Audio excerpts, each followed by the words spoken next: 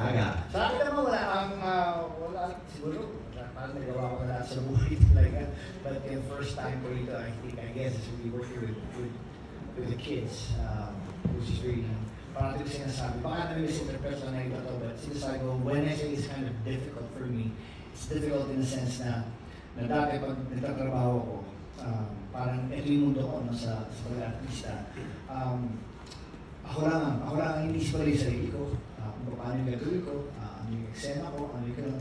Ngayon, it's harder for me because andyan yung pamilya mo na binabantayan mo, na nakatingin ka, na pag magilinan na sila, parang pag nasabi na nalilinan, ha! Okay. Tapos bigyan ako na pala yung susunod. Parang ako ngayon yung nawawala.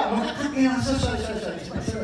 Ayoko naman umulit kasi baka hindi naman maulit nila yung kaya naman nila, ang ibig ko sabihin na masyado na akong protective lang sa mga anak ko talaga. And hindi ang siguro ng tao, but sa pagsali nila sa pagpasok nila sa industriya ito, ako yung pinakamasaya.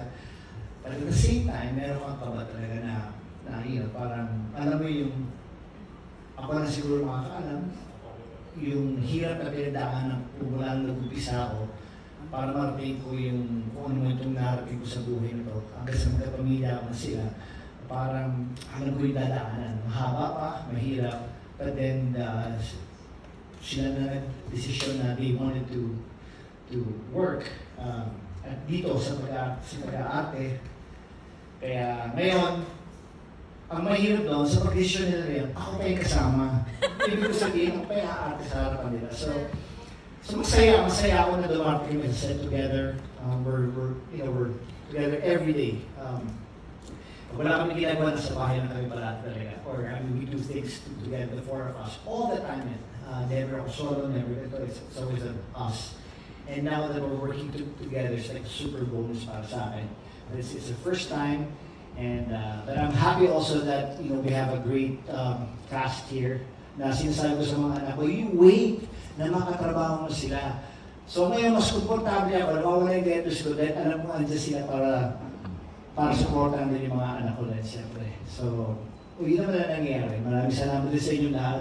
So ako may follow-up question lang ako kasi na-mention mo nga na umiiram yung pagiging tatay mo kapag nagtitaping ka with your At saka mahirap yun kasi kailangan isipin ko rin yung sarili ko rin, di ba? Yes. Para ko rin gagawin ko. Kaya lang minsan ganun kahit sa pag-lease ko, basta pag nakita ko mga ganda yung mga tsura nila, okay na ako. Tapos ako, nakalimutan ko na kulay yung damit ko, mali-mali, parang gano'n.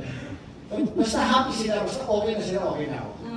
Super relatable kasi I have children also, and that's how I would also be as a parent, di ba? Parang lahat sila maganda itsura, bahala na ako, di ba? Yeah. Huli na ako. Pero Sir Aga, I wonder, pati po ba sa bahay, when you're just at home, do you also maybe over dinner, do you go back to parang, Andres, dapat ganito atake mo, Atasha, ganito lang? No. Hindi naman.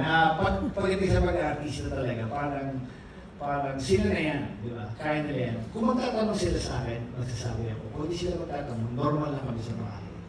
Basta ang sinasabi ko lang always, what's really important sa industriya natin is pakikisama, pakikitungo sa tao. Growing up, yun naman sinasabi is always be kind. Just be kind to everyone. It's nice to just be nice to people. Kahit may mayaman kayo makainkwentro, hindi mo na alam, may pinagdadaanan yun. Just never judge. And at the same time, pagdating naman sa pag-arte nyo, it's all about confidence, really. Kailangan malaksan ang loob mo.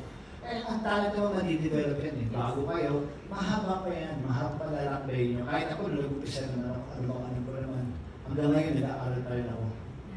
Napakaganda. Lifelong learner.